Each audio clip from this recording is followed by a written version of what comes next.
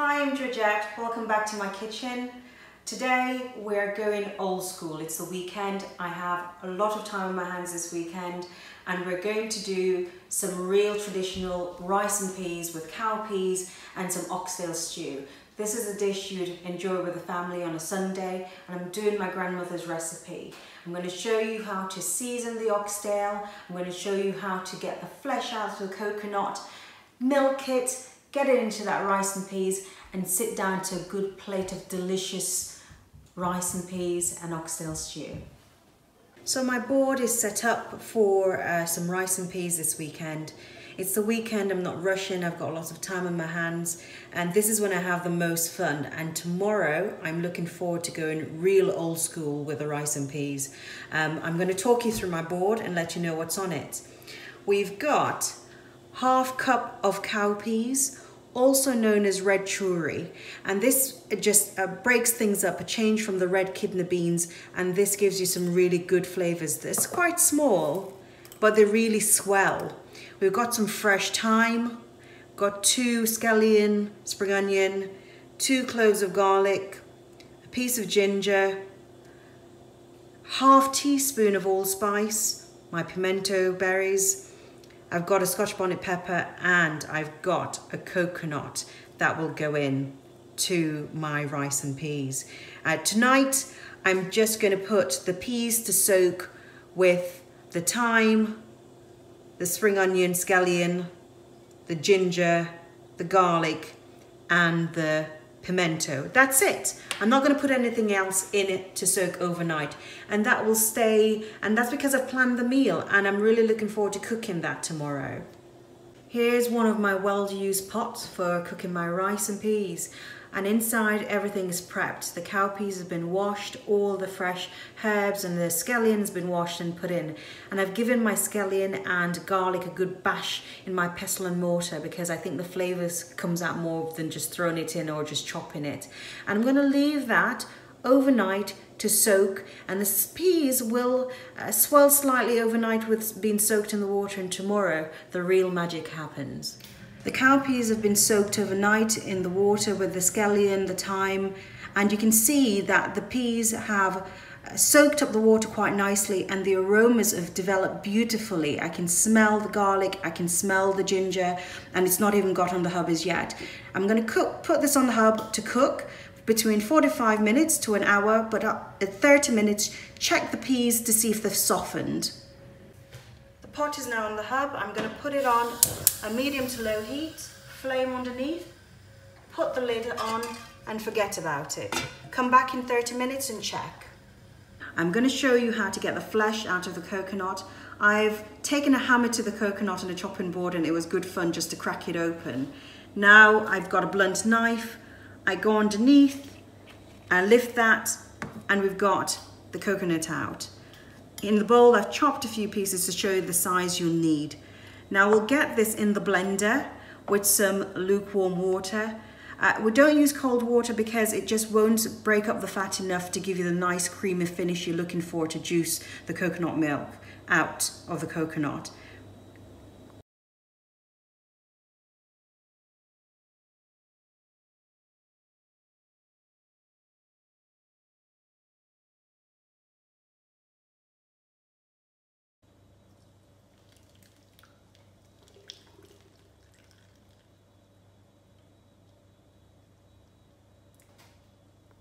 We've got our freshly blended coconut milk in the jar, from tree to tabletop, like just so simple and easy.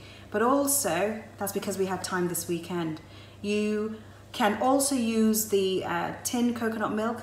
All of us lead busy life. I'm a working mother and I appreciate coconut milk because it gives you the traditional flavors. I prefer it to the block. I'm not a fan of the block because of the residue that you get when you use it, but we're good to go. Now the desiccated coconut on top, you don't have to throw that away. You can use that to make Jamaican desserts like gizzarda, which is a pastry filled with sweetened desiccated coconut on top. Our peas has been cooking now for 45 minutes. We're just going to check a pea to see if it's cooked. It breaks, it's softened, it's now ready to season the pot. Pour in 400 ml of coconut milk, Get it all in there. And keep your flame on high while you're doing this.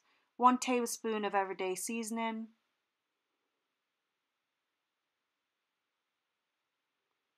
1 teaspoon of ground black pepper.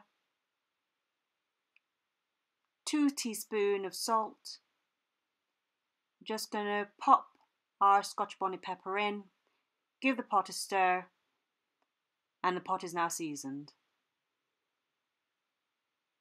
Our board is all set up for our oxtail stew today. I'm really looking forward to this. I've not had an oxtail in a long time.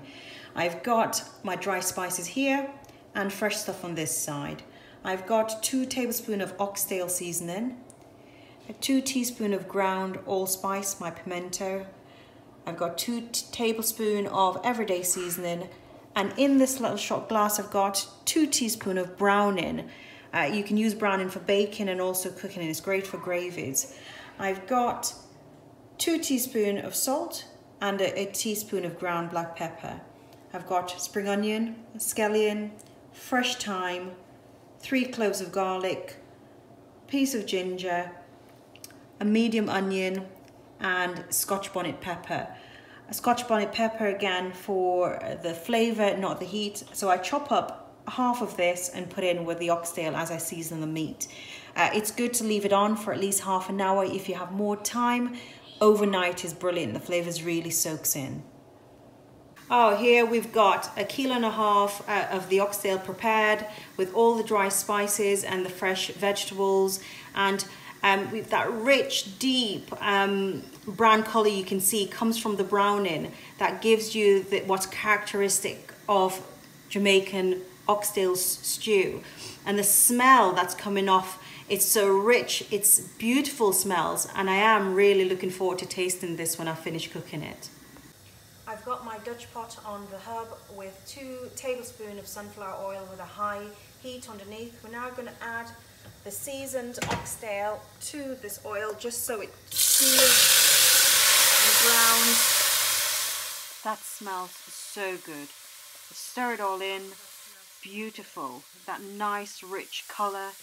You leave it like that while stirring to create its own juices before adding any cold water, and you'll see how much it will create of its own juices to then slow cook for between 1.5 hours to 2 hours. Create its own juice. Peas have been cooked for just over an hour with the coconut milk and all the spices, and I brought the flame back up to high. You can see it's bubbling, and we've washed the basmati rice. I've got 4 cups in here. I also soaked it in boiling hot water from the kettle for about half an hour just to shorten your cooking time.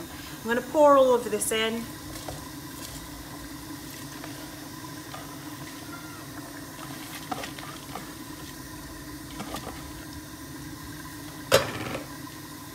Stir it in. Be careful not to pop your Scotch bonnet pepper. And if you can see, the liquid is just about covering the rice, and that's exactly what you're looking for. We're now going to leave that on high flame until the liquid is evaporated out, and then we'll turn it down completely to low and allow it to simmer to finish off. Here we are, completed. All the water is evaporated, and we have a delicious pot of rice and peas, smelling very delicious. Our Scotch bonnet pepper is still intact, and that's really good to go to be plated up.